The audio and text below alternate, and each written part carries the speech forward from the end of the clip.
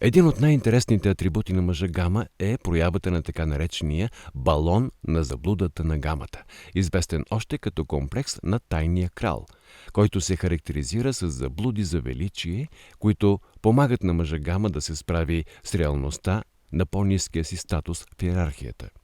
Казано по-просто, гамите често създават фалшив разказ и реалност около себе си, за да им помогнат да се почувстват по-добре от това, че са постоянно отхвърляни от жените и пренебрегвани от другите мъже.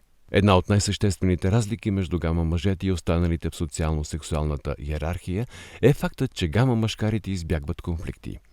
Конфликтът ги кара да се чувстват неудобно, затова обикновено прибягват до пасивна агресия и удари, за да отвърнат на удара, когато смятат, че са били обидени или ощетени. Какво представлява мъжката енергия? Кои са 6 типа мъже? Към кой тип спадаш ти и как да разбереш от кой тип са другите? Отговорът на тези и още много въпроси относно мъжката социално-сексуална иерархия ще намерите в книгата «6 типа мъже».